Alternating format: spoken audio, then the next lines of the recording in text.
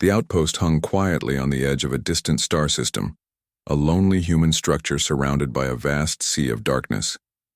Inside its walls, corridors hummed with the sound of machines keeping everyone alive so far from Earth. Among the many who lived there was a young human man, assigned to help maintain communications and supplies. His life had been steady, ordinary, and sometimes boring, until the day a group of alien visitors arrived. They came from a warrior race known for their strength and discipline, tall figures with proud stances and eyes that seemed to judge every detail of the humans they met. Most humans were cautious around them, keeping conversations polite but short. Yet one among them stood out. She was different, though no less proud. Her features were sharp, yet carried a softness that her people seemed to lack.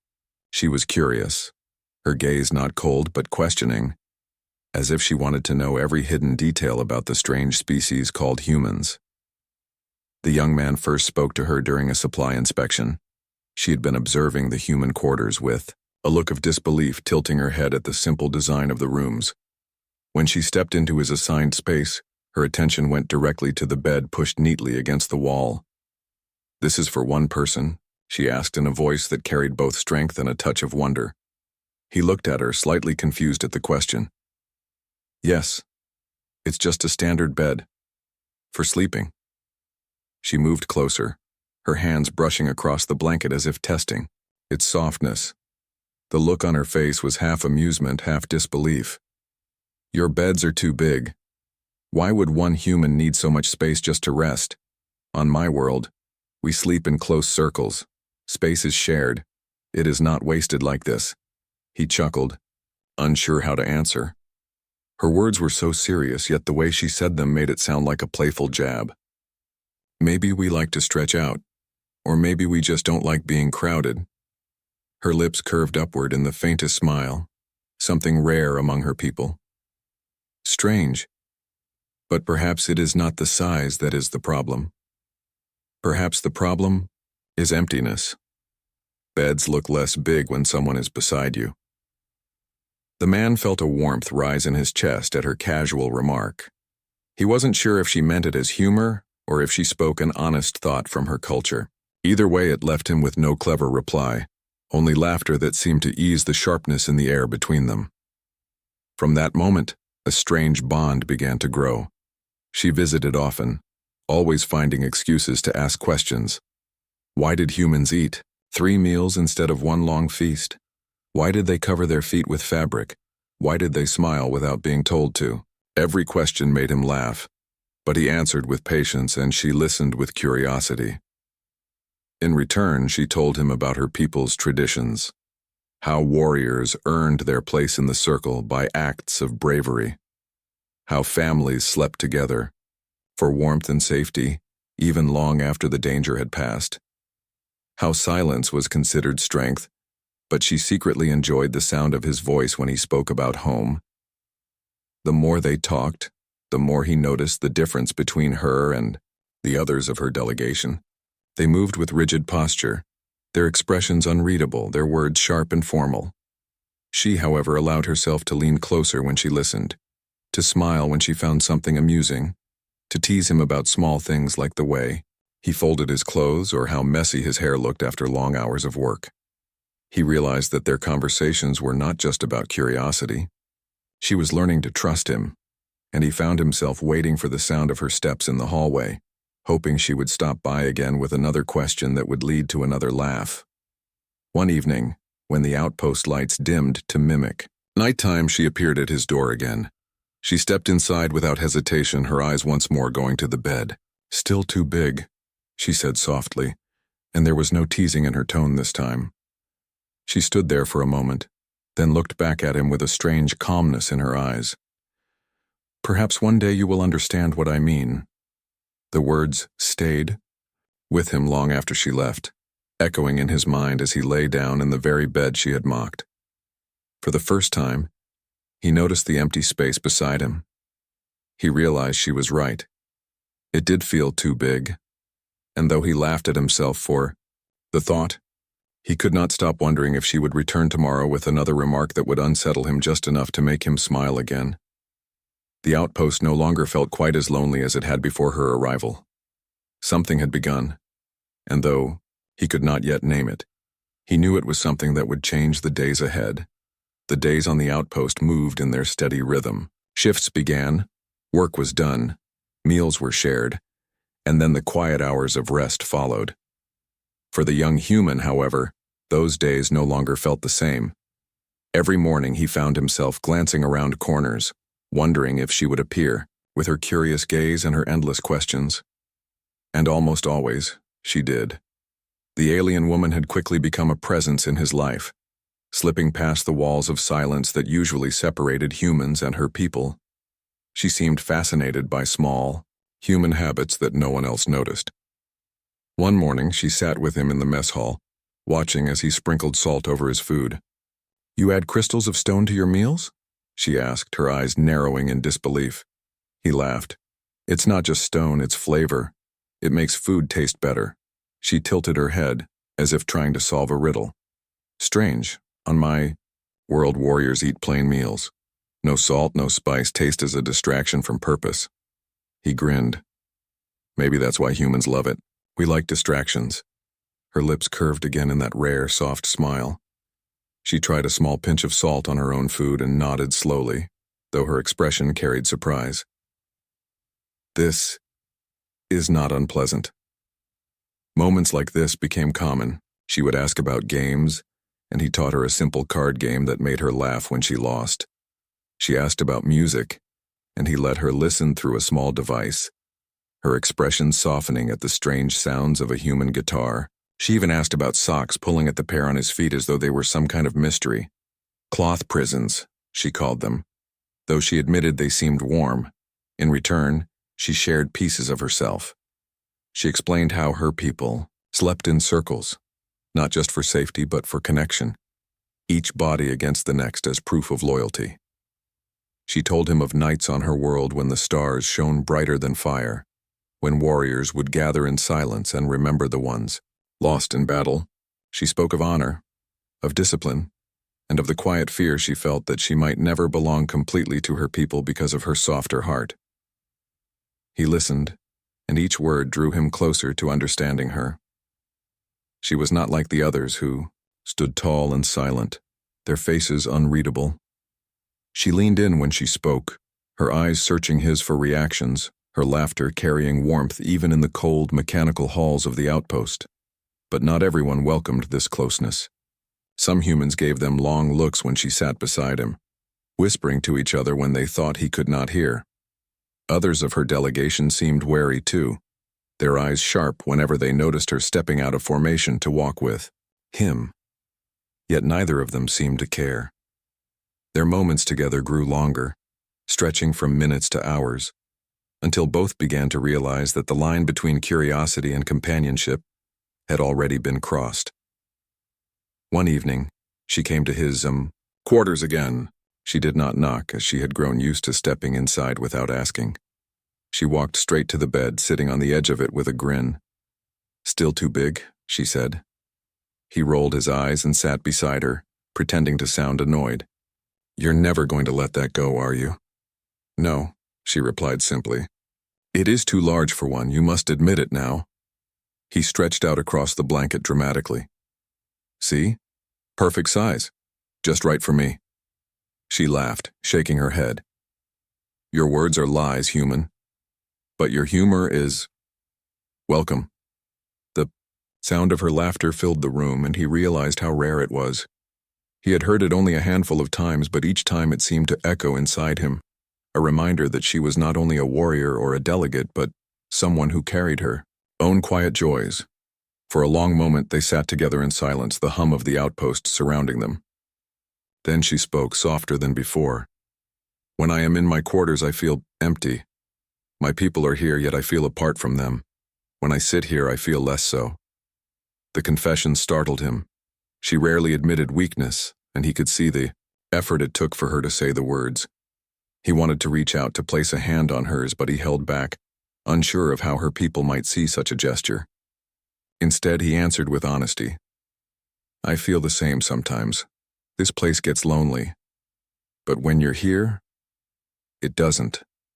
Her eyes softened, and she gave the smallest nod, as though acknowledging a truth that both of them already knew, but had never spoken aloud. The night stretched on, and she stayed longer than usual, asking him about Earth, about rivers and forests, about the sound of rain and the taste of fresh fruit. He answered each question with as much detail as he could, watching her face as she tried to imagine a world so different from her own. When she finally stood to leave, she looked back at the bed once more. Too big, she repeated, but her smile carried warmth. Unless... She stopped herself, shaking her head, and turned toward the door. He watched her go, the words hanging unfinished in the air, filling the room with a quiet weight. Alone again, he lay on the bed, staring at the empty space beside him. He laughed softly to himself, but this time, the laughter carried no amusement. Instead, it carried the strange realization that she was right all along. The bed did feel too big, and he no longer wanted it to. The days passed, and whispers began to follow them through the halls of the outpost. Humans noticed how often she walked beside him, how she leaned close to listen when he spoke, how her laughter, rare among her kind, was always directed at him. Some smiled quietly, seeing nothing wrong in it, but others frowned. To them, it was strange, almost suspicious that an alien from a proud warrior race would spend so much time with a single human. He tried to ignore the looks, but it was not always easy. During meal breaks, a few humans would mutter under their breath, "Look at him, thinking he's special. She's only curious. It's not real." One evening, a group nearby laughed loudly, joking that her people had no emotions, that she was probably just studying him like an insect. Their voices carried just enough for her to hear. Her face did not change. She kept her posture straight, her expression unreadable, and she continued eating as though their words had not touched her.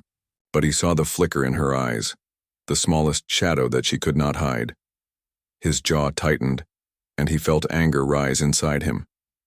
He stood up, his voice firm, but controlled. "You don't know her, so don't speak about her like that." The laughter stopped for a moment, the group surprised by his boldness. Then one of them smirked. "Relax, we're only joking, don't take it so seriously." "Yeah," another added with a shrug. "She probably doesn't even care." But she did care. He could see it. And the fact that they assumed she was made of stone only made him more determined. He stared at them until the smirks faded, then sat back down beside her. The room grew quiet again, and the whispers ended, at least for that night. Later, when they were alone, she spoke in a low voice, almost as if she did not want to be heard even by the walls. "Your people think we are cold. They think we cannot feel. It has always been this way. Perhaps they are not wrong. Many of my kind believe showing emotion is weakness." He shook his head. "I don't believe that. I've seen you laugh. I've seen you curious, kind, even brave. That's not weakness, that's strength." Her gaze softened, though her voice still carried a trace of pain. "Strength, perhaps, but not the kind my people value. They would tell me I have let my guard down too much." He leaned forward slightly, trying to meet her eyes. "And what would you tell them?" For a long moment she was silent, then she answered, her voice steady. "I would tell them that for the first time I feel seen, not as a warrior, not as a representative of my people, just as myself." The words lingered between them, heavy with meaning. He felt his chest tighten, realizing how much it must have cost her to say them. To him, they were not just words, they were trust. That evening, she visited his quarters again, as if drawn there by some invisible thread she could not resist. She sat on the edge of his bed like before, her fingers brushing the blanket as though testing its fabric for comfort. "Too big," she murmured, repeating her familiar tease, but her eyes carried more warmth now. He laughed softly, shaking his head. "You're never going to stop saying that, are you?" "No," she said firmly. Then, after a pause, she added, in a quieter tone, "Because it is true. Beds feel smaller when someone is beside you. They feel safe. Do you not think so? He hesitated, then admitted, "Maybe I'm starting to." She looked at him for a long time, her expression unreadable, though her eyes seemed to search his face for something she could not put into words. Finally, she leaned back slightly, a hint of relief in her posture. "Then you understand." Their conversations that night lasted longer than ever. She asked him about childhood, about the games human children played in open fields, about family, gatherings filled with laughter, about festivals where lights filled the night sky. He told her everything he could remember, painting pictures with his words so she could imagine them. She listened with rapt attention, her eyes wide with wonder, as though each detail was a treasure she had never known. When the hour grew late, she rose to leave, but before she reached the door, she turned back to him. "Do not listen to their words," she said softly. "They may think I am cold, but you know better. You see me." He nodded, his voice low but firm. "I do." After, she left. He sat on the edge of his bed, staring at the empty space where she had sat. For the first time, he realized that his feelings were no longer simple curiosity or friendship. Something deeper had begun to take root, though he did not yet dare to name it. All he knew was that when she left, the room felt emptier than it ever had before. As he lay down to sleep, he thought about her words. She felt seen, and he understood why. Among her people, she had to be strong, unshaken, untouchable. But with him, she allowed herself to laugh, to tease, to share pieces of herself she hid from others. And in return, he found a part of himself he hadn't known he was missing. The bed still felt too big, but more than ever, he wished it didn't. The bond between them grew stronger, but with it came pressure neither of them could ignore. Her people began to notice her absence during group routines. They saw the way her eyes drifted toward the human whenever he entered the room, the way she lingered too long in his company. Whispers spread among the delegation, carried in sharp tones and disapproving glances. To them, a warrior's focus was sacred, and closeness with another species, especially one considered less disciplined, was dangerous. One evening, her superior pulled her aside. The older alien's voice was firm, every word carrying the weight of command. "You are here as a representative, not as a child seeking distraction. Remember your place. Our people expect strength, not weakness." She bowed her head slightly, but her chest tightened. The words stung, though she did not answer. Instead, she walked away, the echo of his warning following her through the long metal halls. At the same time, the young human faced his own obstacles. His commanding officer noticed how often the alien woman appeared near his post. The officer, a man hardened by years of service, called him into his office. "You need to be careful," he said bluntly. "These delegations are fragile. One wrong step, one sign of favoritism, and the whole peace effort could crack. Don't let personal feelings cloud your duty." The young man nodded, though unease filled him. He wanted to argue, to explain that this wasn't weakness or distraction, but he held his tongue. The officer's gaze was sharp, and he knew that disobedience could bring punishment. Despite the warnings, neither could stay away from the other. The quiet corners of the outpost became their refuge. Sometimes they met in the observation deck, watching distant stars through thick glass. Other times they shared quiet meals in the farthest corner of the mess hall. And often she found herself in his quarters again, sitting on the edge of his bed as though it had become her own seat. One night she studied the bed with her usual mix of curiosity and humor. "Your people live as if they fear closeness," she said softly. "Even your resting places are built to keep space between one another."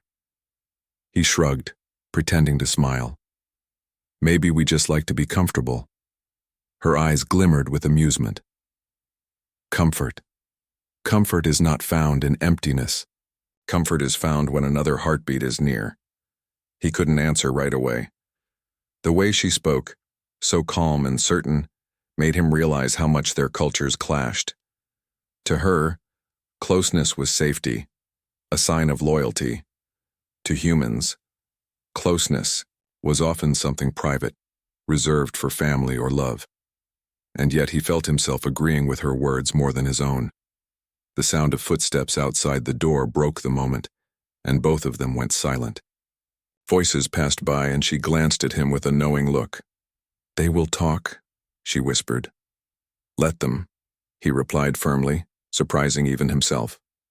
"They don't know you like I do." Her expression softened at his words, though she did not move closer.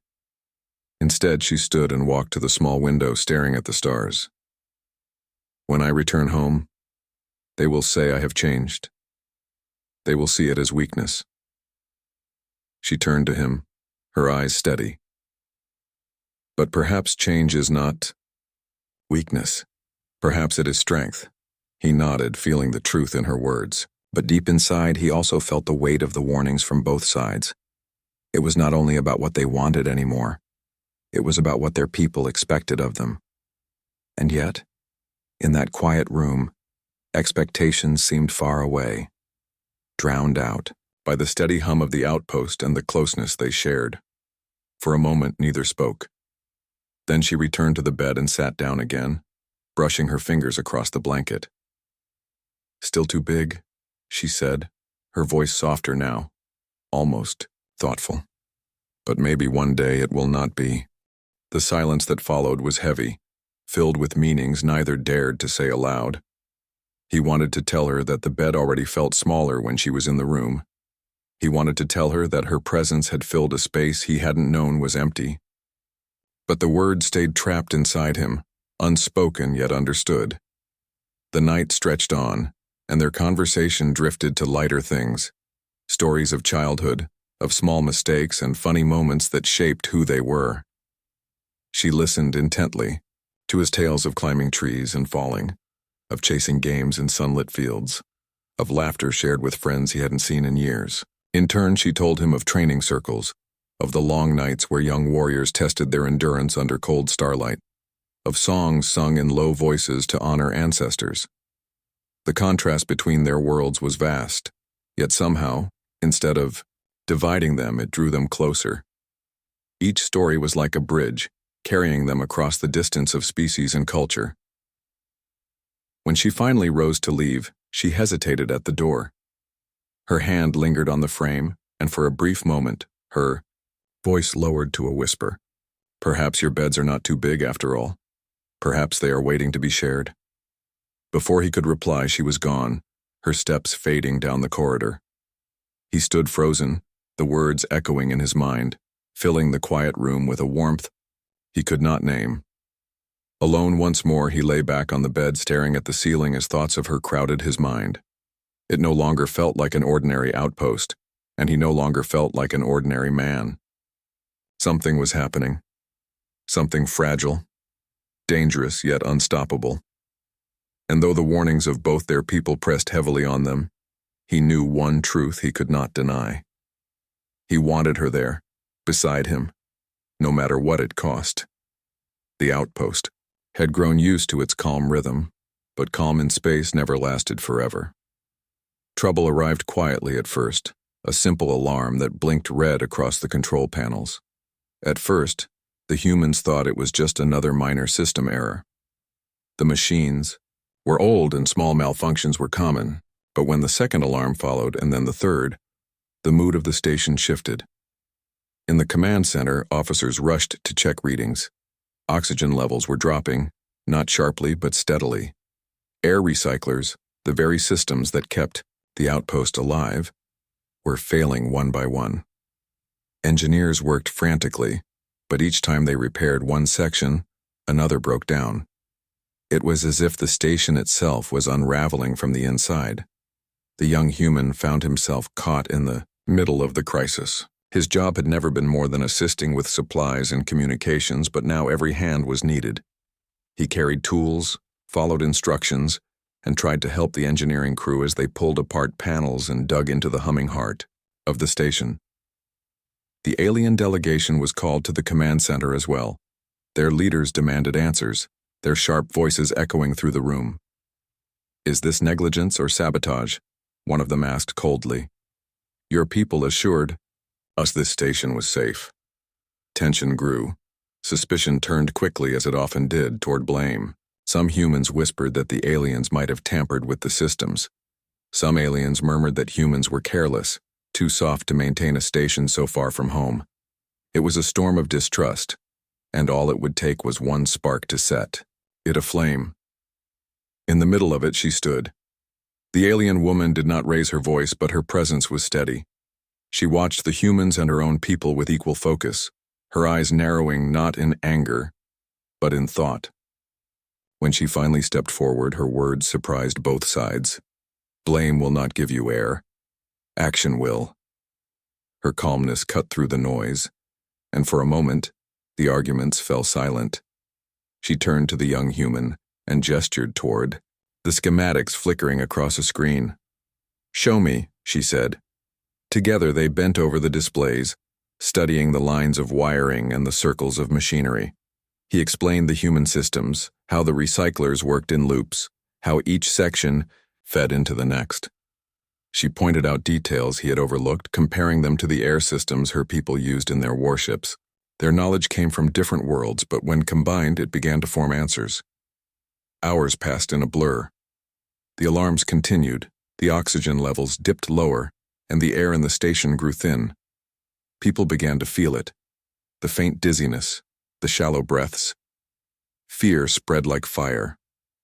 Some humans grabbed emergency masks, while some aliens demanded evacuation shuttles be prepared. But the station could not support a sudden escape for all, and everyone knew it. If the systems failed completely, no ship would launch in time. In the chaos, he worked beside her, sweat running down his neck, his hands stained with the dust of torn wires. She was tireless, her focus unshaken, her strong hands guiding pieces of machinery as though she had built them herself. At one point, when his strength began to fade, she reached out, steadying his hand with hers. "You are not weak," she said firmly. "Do not let them see you as weak. Stand with me." Her words lit something inside him, a spark that pushed away exhaustion. He nodded, tightening his grip on the tools, and kept going. They discovered the truth late in the night cycle. A panel deep in the core of the system had been tampered with, not by accident but by intention. Wires were cut with precision, hidden in places no normal failure would occur. Someone had sabotaged the air supply. When they presented the evidence, suspicion turned sharper than ever. Both sides accused the other, voices rising, fists pounding tables. But once again, she stood, her voice firm. "Enough. We do not have the air to waste on anger. We have proof of sabotage, but we do not yet have the name of the hand that cut these wires. Until then, we will repair, or we will all die together." Her words carried weight, and slowly, the shouting subsided. Side by side, human and alien teams began to work under her direction and his. It was an unlikely partnership, her commanding presence guiding both groups, his patient explanations of human machinery filling in the gaps. At first there was mistrust, but as repairs began to take shape, as air slowly started to flow more steadily again, something shifted. The crews looked at them not as alien and human, but as two leaders who refused to give up. By the time they returned to his quarters, exhaustion hung heavy over him. He collapsed onto the bed, breathing deeply, savoring the simple gift of air. She stood beside him, her armor marked with dust and her face streaked with the faint lines of fatigue. Yet her eyes still held the same calm fire. She glanced at the bed, then at him, and allowed herself a small, tired smile. "Not too big tonight," she said quietly. He laughed, though his voice was rough. "Not when you're here." For a long moment she stood in silence, her gaze fixed on him. Then, without another word, she sat at the edge of the bed. Neither of them spoke again. The hum of the station filled the quiet, steady and alive. The crisis was not over, but in that moment, they had won a small victory, not just for survival, but for each other. The next day brought no rest. The air was still thin, the alarms still blinking, and suspicion still heavy in every corner of the outpost. Crews moved quickly through the corridors, their eyes sharp, their voices tense. Each group stayed close to its own kind, humans to humans, aliens to aliens, as if invisible lines had been drawn across the station. Yet in the middle of that divide, there were two who refused to stand apart. The young human and the alien woman stayed side by side. Where he went, she followed. Where she worked, he was there. Together they became a strange sight, a pair from different worlds bent over the same panels, speaking in quick whispers, solving problems that others could not. At first, some watched them with doubt, even disdain. But slowly, people began to see results. The first recycler they repaired came alive with a deep hum, its lights glowing green again. The second followed after long hours of work, wires twisted and set straight under their combined hands.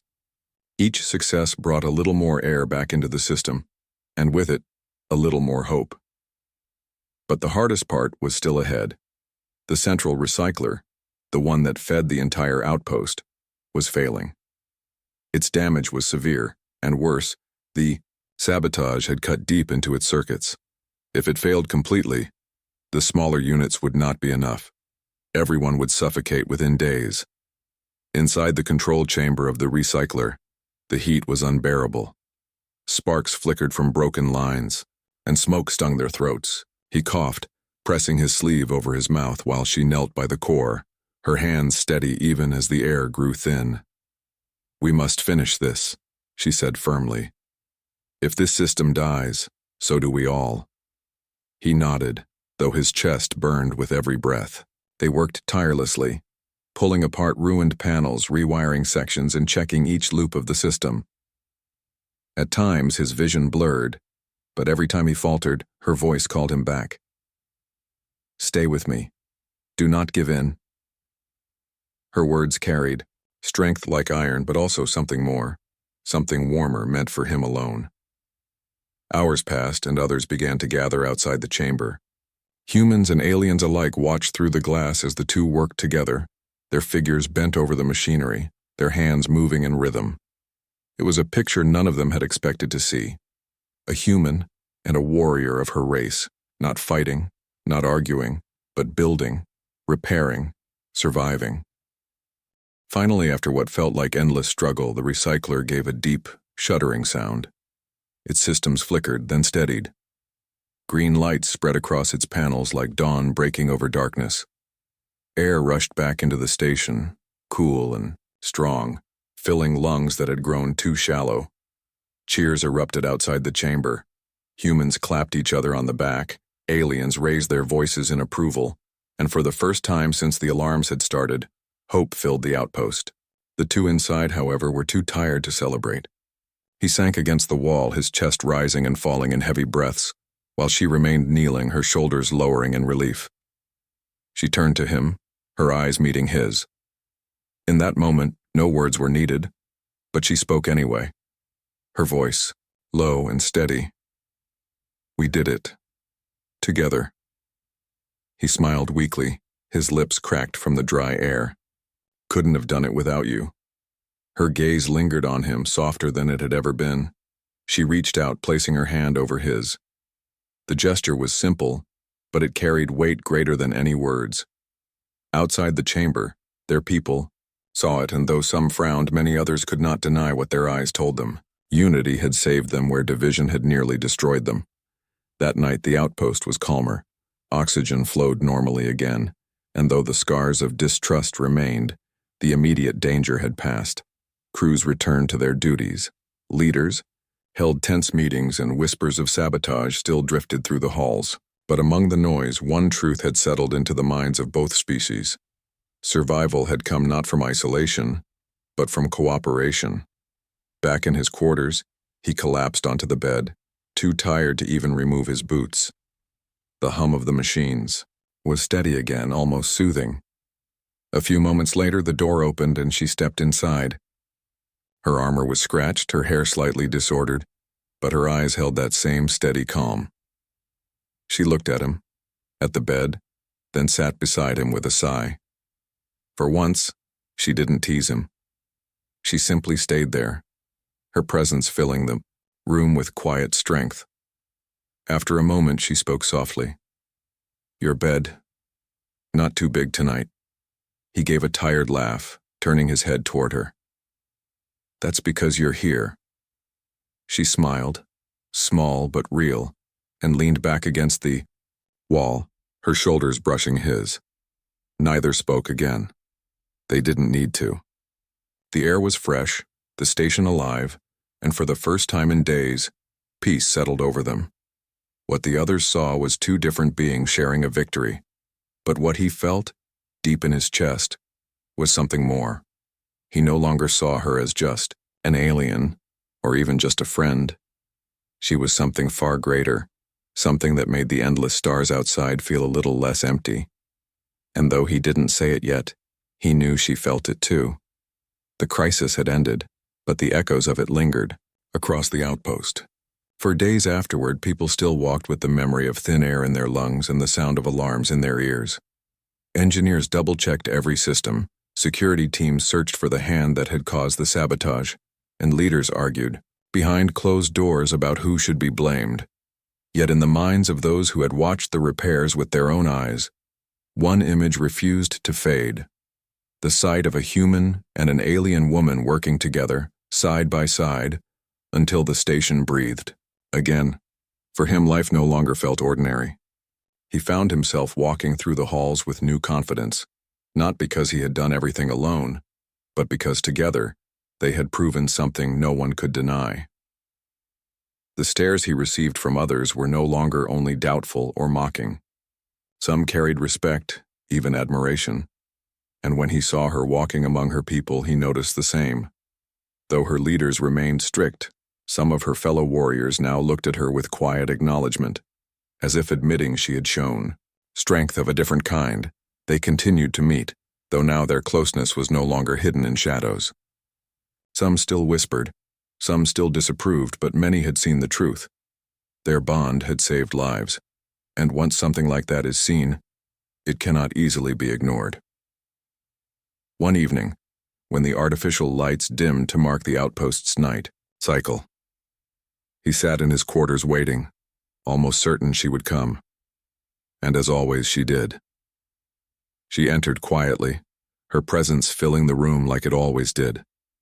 She walked to the bed, glanced at it with her familiar half-smile, and sat down, without a word. For a long moment neither spoke.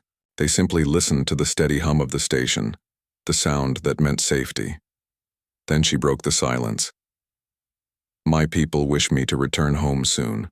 The delegation will not stay much longer." His chest tightened. The thought of her leaving had always been there, but hearing it aloud made it real. He forced a small smile. "Of course. Peace talks don't last forever." She turned her head to look at him, her gaze steady. "Do you wish me to leave?" The question caught him off guard. His answer came before he could stop it. "No." Her lips curved slightly, but her voice remained calm. "Nor do I." She shifted closer, her hands brushing the edge of the blanket. "But choices are not always ours to make." He studied her face, the strength in her jaw, the softness in her eyes. "Then make this choice yours," he said quietly. "Stay. Not for duty. Not for them. For you." She looked at him for a long time, and for once her warrior's mask slipped completely. He saw not a representative of her people, not a soldier bound by discipline, but simply her, someone who had laughed at his socks, who had tasted salt for the first time, who had called his bed too big, someone who had found in him a reason to be more than what her people demanded. Finally she nodded. "Then I will stay. For now, and for as long as I can." Relief washed over him, though he did not know what the future held. All he knew was that tonight she was here, and that was enough. They talked late into the night, their words wandering from serious matters to playful teasing. She asked him again about Earth, pressing for more details about the forests, the rivers, the rain. He described them as best he could, painting pictures in her mind of places she had never seen but longed to.